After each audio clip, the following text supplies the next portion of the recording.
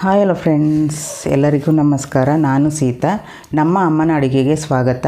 ಯಾರೆಲ್ಲ ಸಬ್ಸ್ಕ್ರೈಬ್ ಮಾಡಿ ನೋಡ್ತಾ ಇದ್ದೀರಾ ಎಲ್ಲರಿಗೂ ಧನ್ಯವಾದಗಳು. ಯಾರೆಲ್ಲ ಸಬ್ಸ್ಕ್ರೈಬ್ ಮಾಡ್ದಿರಾ ನೋಡ್ತಾ ಇದ್ದೀರಾ ಈಗಲೇ ಹೋಗಿ ಸಬ್ಸ್ಕ್ರೈಬ್ ಮಾಡಿ, ಬೆಲ್ಲೈಕನ್ ಕ್ಲಿಕ್ ಮಾಡಿ. ನಾವು ಹಾಕೋ ವೀಡಿಯೋಸ್ ಎಲ್ಲ ನಿಮಗೆ ನೋಟಿಫಿಕೇಷನ್ ಆಗಿ ಬರುತ್ತೆ.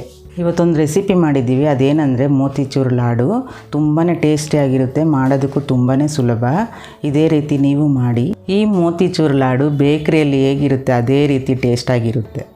ಇನ್ನೇನು ದೀಪಾವಳಿ ಹಬ್ಬ ಬಂತು, ಈ ರೀತಿ ಲಾಡು ಮಾಡಿಕೊಡಿ, ಮನೆ ಮಂದಿ ಎಲ್ಲ ಇಷ್ಟಪಟ್ಟು ತಿಂತಾರೆ. ಬನ್ನಿ ಮೋತಿಚೂರ್ ಲಾಡು ಹೇಗೆ ಮಾಡೋದು ಅಂತ ನೋಡ್ಕೊಂಡು ಬರೋಣ. ಅದಕ್ಕಿಂತ ಮುಂಚೆ ಈ ವಿಡಿಯೋಗೆ ಒಂದು ಲೈಕ್ ಮಾಡಿ, ಶೇರ್ ಮಾಡಿ, ಕಮೆಂಟ್ ಮಾಡಿ.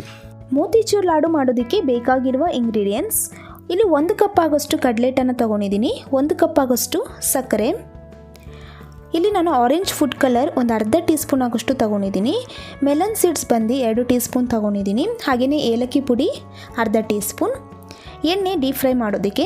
ಇಷ್ಟೇ ಫ್ರೆಂಡ್ಸ್ ಇಂಗ್ರೀಡಿಯೆಂಟ್ಸು. ಮಾಡೋದು ತುಂಬಾ ಸುಲಭ. ಬನ್ನಿ ಮಾಡೋದು ಹೇಗೆ ಅಂತ ನೋಡ್ಕೊಂಬರೋಣ. ಇಲ್ಲಿ 1 ಕಪ್ ಆಗೋಷ್ಟು ಕಡಲೆ ಹಿಟ್ಟನ್ನು ಒಂದು ಬೌಲ್ಗೆ ಟ್ರಾನ್ಸ್ಫರ್ ಮಾಡ್ಕೊತಾ ಇದ್ದೀನಿ. ಇವಾಗ ನಾನು ಯಾವ ಕಪ್ಪಲ್ಲಿ ಅಳತೆ ಪ್ರಕಾರ ನಾನು ಕಡಲೆ ಹಿಟ್ಟನ್ನು ತೊಗೊಂಡಿದ್ದೀನಿ ಅದೇ ನಾನು ಮೆಜರ್ಮೆಂಟ್ ಕಪ್ಪಲ್ಲೇ ನೀರನ್ನು ಹಾಕ್ಕೊಂಡು ಈ ಥರ ಸ್ವಲ್ಪ ಹಾಕ್ಕೊಂಡು ಮಿಕ್ಸ್ ಮಾಡ್ಕೊತಾ ಇದ್ದೀನಿ. ನೀವು ಒಂದೇ ಸತಿ ಮಿಕ್ಸ್ ಮಾಡೋಕ್ಕೆ ಹೋಗಬೇಡಿ. ಈ ಥರ ಕನ್ಸಿಸ್ಟೆನ್ಸಿ ನೋಡಿಕೊಂಡು ನೀರನ್ನು ಹಾಕ್ಕೊಂಡು ಈ ಥರ ಮಿಕ್ಸ್ ಮಾಡ್ಕೊಳ್ಳಿ.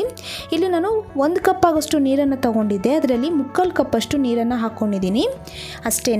ಇವಾಗ ಇದೆಲ್ಲ ಹಾಕ್ಕೊಂಡು ಚೆನ್ನಾಗಿ ಒಂದು ಸತಿ ಮಿಕ್ಸ್ ಮಾಡಿಕೊಂಡು ನೋಡಿ, ಕನ್ಸಿಸ್ಟೆನ್ಸಿ ಈ ಥರ ಇದೆ. ಇವಾಗ ನಾನು ಒಂದು ಸ್ವಲ್ಪ ಫುಡ್ ಕಲರನ್ನು ಹಾಕ್ಕೊಂಡಿದ್ದೀನಿ, ಹಾಕ್ಕೊಂಡು ಚೆನ್ನಾಗಿ ಒಂದು ಸತಿ ಮಿಕ್ಸ್ ಮಾಡ್ಕೊತಾ ಇದ್ದೀನಿ. ನಿಮಗೆ ಫುಡ್ ಕಲರ್ ಇಷ್ಟ ಇಲ್ಲ ಅಂದರೆ ಅದನ್ನ ಸ್ಕಿಪ್ ಮಾಡಿಕೊಂಡು ನೀವು ಇದಕ್ಕೆ ಸ್ವಲ್ಪ ಅರಿಶಿನ ಹಾಕ್ಕೊಂಡು ಮಾಡ್ಕೋಬೋದು. ಅರೆ ಲಾಡು ಯೆಲ್ಲೋ ಕಲರ್ ಬರುತ್ತೆ. ಇವಾಗ ನೋಡಿದ್ರಲ್ಲ, ಈ ಥರ ಸ್ಪೂನ್ ಸಹಾಯದಿಂದ ಈ ಥರ ನಾವು ಹಿಂಗೆ ಬಿಟ್ಟಾಗ ಅದು ಪೋರಿಂಗ್ ಕನ್ಸಿಸ್ಟೆನ್ಸಿ ಇರಬೇಕು, ಆವಾಗ ಪರ್ಫೆಕ್ಟಾಗಿ ಆಗಿದೆ ಅಂತ ಅರ್ಥ. ಇವಾಗ ಸ್ಟವ್ ಹಚ್ಚಿ ನಾನು ಒಂದು ಪ್ಯಾನಲ್ಲಿ ಎಣ್ಣೆನ ಬಿಸಿ ಆಗೋದಕ್ಕೆ ಇಟ್ಟಿದ್ದೆ.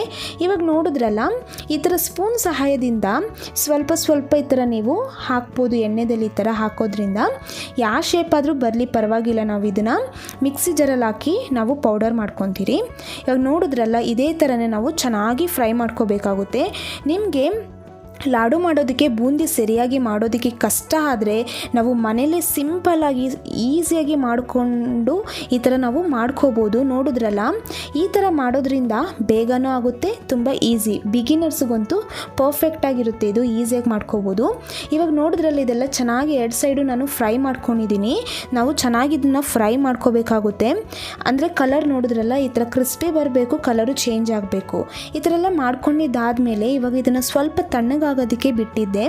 ತಣ್ಣಗಾದಮೇಲೆ ನಾನು ಮಿಕ್ಸಿ ಜಾರಿಗೆ ಈ ಥರ ನಾನು ಪೀಸ್ ಮಾಡಿ ಹಾಕ್ಕೊತಾ ಇದ್ದೀನಿ. ಇವಾಗ ಇದೇ ಥರನೇ ನಾನು ಎಲ್ಲನೂ ಈ ಥರ ಮುರಿದು ಹಾಕ್ಕೊತಾ ಇದ್ದೀನಿ. ಹಾಕ್ಕೊಂಡು ನಾವು ಇದನ್ನು ಒಂದೇ ಸತಿ ಮಿಕ್ಸಿ ಆನ್ ಮಾಡಬಾರ್ದು, ಆನ್ ಆಫ್ ಮಾಡ್ಕೋಬೇಕಾಗುತ್ತೆ. ಇಲ್ಲಿ ನಾವು ಮೇಯ್ನಾಗಿ ಟಿಪ್ ಫಾಲೋ ಮಾಡಬೇಕಾಗಿರೋದು, ನೋಡಿದ್ರಲ್ಲ, ಈ ಥರ ತರಿಯಾಗಿರಬೇಕು, ತುಂಬ ಫೈನ್ ಪೌಡರ್ ಮಾಡೋಕ್ಕೆ ಹೋಗಬೇಡಿ. ಈ ಥರ ಆನ್ ಆಫ್ ಮಾಡ್ಕೊಂಡಿದ್ದಾದಮೇಲೆ ಇವಾಗ ನಾನು ಸ್ಟವ್ ಹಚ್ಚಿ ಒಂದು ಪಾತ್ರೆನ ಈ ಥರ ಪ್ಯಾನನ್ನು ಇಟ್ಕೊಂಡಿದ್ದೀನಿ. ಇವಾಗ ಸಕ್ಕರೆನ ಹಾಕ್ಕೊಂಡಿದ್ದೀನಿ. 1 ಕಪ್ ಸಕ್ಕರೆಗೆ 3/4 ಕಪ್ ಆಗೋಷ್ಟು ನೀರನ್ನು ಹಾಕೋಬೋದು. 3/4 ಕಪ್ ಆಗೋಷ್ಟು ನೀರನ್ನು ಹಾಕ್ಕೊಂಡು ಚೆನ್ನಾಗಿ ಮಿಕ್ಸ್ ಮಾಡ್ಕೊತಾ ಇದ್ದೀನಿ. ಸಕ್ಕರೆ ಬಂದು ಪಾಕ ಆಗೋ ಅವಶ್ಯಕತೆ ಇಲ್ಲ. ಸಕ್ಕರೆ ಕರಗಿ ನಾವು ಕೈಯಲ್ಲಿ ಈ ಥರ ಹಿಂಗೆ ಮುಟ್ಟಿ ನೋಡಬೇಕು. ಮುಟ್ಟಿ ನೋಡಿದಾಗ ಅದು ಸ್ವಲ್ಪ ಎಣ್ಣೆ ರೀತಿಯಲ್ಲಿರುತ್ತೆ, ಸ್ವಲ್ಪ ಅಂಟು ರೀತಿ ಬರಬೇಕು, ಆವಾಗ ಅದು ಕರೆಕ್ಟಾಗಿ ಆಗಿದೆ. ಇವಾಗ ನೋಡಿದ್ರಲ್ಲ, ಇದೆಲ್ಲ ಪರ್ಫೆಕ್ಟಾಗಿ ರೆಡಿ ಆಗಿದೆ. ನಾನು ಮತ್ತೆ ಇನ್ನು ಉಳಿದಿರೋಂಥ ಫುಡ್ ಕಲರನ್ನು ಹಾಕ್ಕೊಂಡು ಏಲಕ್ಕಿ ಪುಡಿ ಹಾಕ್ಕೊಂಡು ಮಿಕ್ಸ್ ಮಾಡ್ಕೊತಾ ಇದ್ದೀನಿ. ಇದೆಲ್ಲ ಹಾಕ್ಕೊಂಡು ಚೆನ್ನಾಗಿ ಒಂದು ಸತಿ ಮಿಕ್ಸ್ ಮಾಡ್ಕೊಂಡಿದ್ದಾದಮೇಲೆ ಇವಾಗ ನಾನು ಪೌಡರ್ ಮಾಡಿ ಇಟ್ಕೊಂಡಿದ್ನಲ್ಲ ಬೂಂದಿನ, ಅದನ್ನು ಹಾಕ್ಕೊತಾ ಇದ್ದೀನಿ. ಹಾಕ್ಕೊಂಡು ಚೆನ್ನಾಗಿ ನಾವು ಮಿಕ್ಸ್ ಮಾಡ್ಕೋಬೇಕಾಗುತ್ತೆ. ಇವಾಗ ನೀವೇನು ನೋಡ್ತಾ ಇದ್ದೀರಾ, ಇದು ನೀರಾಗಿ ಇದೇ ಥರನೇ ಇರುತ್ತೆ. ಅದು ಏನಿದೆ, ನಾವು ಬೂಂದಿ ಸಕ್ಕರೆ ಪಾಕದ ಫುಲ್ಲು ಅಬ್ಸರ್ವ್ ಮಾಡ್ಕೊಬೇಕು. ಮಾಡಿಕೊಂಡ್ರೆ ಅದು ಕರೆಕ್ಟಾಗಿ ಆಗಿದೆ ಅಂತ ಅರ್ಥ. ಇವಾಗ ಇದನ್ನು ಹಾಗೇ ನಾವು ಮೀಡಿಯಮ್ ಫ್ಲೇಮಲ್ಲಿ ಚೆನ್ನಾಗಿ ಮಿಕ್ಸ್ ಮಾಡ್ತಾನೆ ಇರಬೇಕು. ಮಾಡ್ತಾ ಅದು ಗಟ್ಟಿ ಆಗ್ತಾ ಬರುತ್ತೆ. ನೋಡಿದ್ರಲ್ಲ, ಇವಾಗೆಲ್ಲ ಕರೆಕ್ಟಾಗಿ ರೆಡಿಯಾಗಿದೆ. ಇವಾಗ ನಾನು ಮೆಲನ್ ಸೀಡ್ಸನ್ನು ಹಾಕ್ಕೊತಾ ಇದ್ದೀನಿ. ಅಂದರೆ ಕರ್ಬೂಜ ಹಣ್ಣಿನ ಬೀಜ ಅಂತ ಕರೀತಾರೆ ಇದನ್ನು. ಇದು ಹಾಕೋದ್ರಿಂದ ತುಂಬ ಚೆನ್ನಾಗಿರುತ್ತೆ ಟೇಸ್ಟು ಮೋತಿಚೂರ್ ಲಾಡುಗೆ. ಹಾಗೆಯೇ ಗಾರ್ನಿಷ್ ಆಗು ಚೆನ್ನಾಗಿ ಕಾಣುತ್ತೆ. ಇವಾಗ ನೀವು ಇದಕ್ಕೆ ಬೇಕಾದರೆ ಡ್ರೈ ಫ್ರೂಟ್ಸ್ ಹಾಕೋಬೋದು, ಬಾದಾಮಿ, ಗೋಡಂಬಿ, ಪಿಸ್ತಾ ಯಾವ್ದು ಬೇಕಾದ್ರೂ ಹಾಕೋಬೋದು, ಚೆನ್ನಾಗಿರುತ್ತೆ. ಇವಾಗ ಇದೆಲ್ಲ ನಾನು ಒಂದು ಪ್ಲೇಟಿಗೆ ಟ್ರಾನ್ಸ್ಫರ್ ಮಾಡ್ಕೊಂಡಿದ್ದೀನಿ. ಸ್ವಲ್ಪ ತಣ್ಣಗಾಗಬೇಕು. ತಣ್ಣಗಾದ್ಮೇಲೆ ಈ ಥರ ನಾವು ಈಸಿಯಾಗಿ ಈ ಥರ ಉಂಡೆನ ಕಟ್ಕೋಬೋದು. ನೋಡಿದ್ರಲ್ಲಿ ಎಷ್ಟು ಈಸಿಯಾಗಿ ಉಂಡೆನ ಕಟ್ಕೋ ಮಾಡ್ಕೋಬೋದು ಅಂತ. ಇದೇ ಥರನೇ ನಾನು ಎಲ್ಲನೂ ಮಾಡಿ ಈ ಥರ ನಾನು ಸಪ್ರೇಟಾಗಿ ಎತ್ತಿಟ್ಕೊತಾ ಇದ್ದೀನಿ.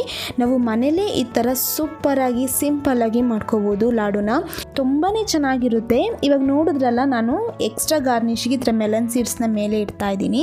ತುಂಬ ಸಿಂಪಲ್ಲಾಗಿ ಮಾಡ್ಕೋಬೋದು. ನಮಗೆ ಹೊರಗಡೆ ಸಿಗುತ್ತಲ್ಲ ಲಾಡು, ಸೇಮ್ ಅದೇ ರೀತಿ ಇರುತ್ತೆ ಟೇಸ್ಟು, ತುಂಬಾ ಚೆನ್ನಾಗಿರುತ್ತೆ. ನೀವು ಮನೇಲೇ ಈಸಿಯಾಗಿ ಮಾಡುವಂಥ ರೆಸಿಪಿ ಅಂತಲೇ ಹೇಳ್ಬೋದು, ಸ್ವೀಟ್ ರೆಸಿಪಿ.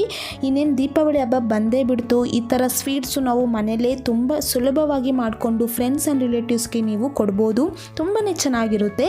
ಇವಾಗ ನೋಡಿದ್ರಲ್ಲ, ಇದೇ ಥರನೇ ನಾನು ಎಲ್ಲನೂ ಈ ಥರ ಲಾಡುನ ಮಾಡಿ ಈ ಥರ ಸಪ್ರೇಟಾಗಿ ನಾನು ಸರ್ವಿಂಗ್ ಪ್ಲೇಟಲ್ಲೇ ಹಾಕಿಟ್ಕೊಂಡಿದ್ದೀನಿ.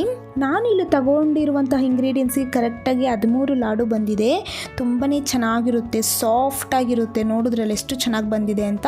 ನಿಮಗೆ ಈ ರೆಸಿಪಿ ಇಷ್ಟ ಆಗಿದ್ದರೆ ನೀವು ಸಹ ಮನೇಲಿ ಒಂದ್ಸತಿ ಟ್ರೈ ಮಾಡಿ ಹೇಗೆ ಬಂತು ಅಂತ ನಿಮ್ಮ ಅನಿಸಿಕೆ ಅಭಿಪ್ರಾಯಗಳನ್ನು ಕಮೆಂಟ್ ಮೂಲಕ ತಿಳಿಸಿ. ಹಾಗೆಯೇ ನಮ್ಮ ಅಮ್ಮನ ಅಡುಗೆ ಚಾನಲ್ನ ಸಬ್ಸ್ಕ್ರೈಬ್ ಮಾಡೋದು ಮಾತ್ರ ಮರಿಬೇಡಿ. ಹಾಗೆಯೇ ಪಕ್ಕದಲ್ಲಿ ಬರುವ ಬೆಲ್ ಐಕನ್ನ ಕ್ಲಿಕ್ ಮಾಡ್ಕೊಳ್ಳಿ. ಈ ವಿಡಿಯೋ ನೋಡಿರುವ ಎಲ್ಲ ವೀಕ್ಷಕರಿಗೂ ಧನ್ಯವಾದಗಳು.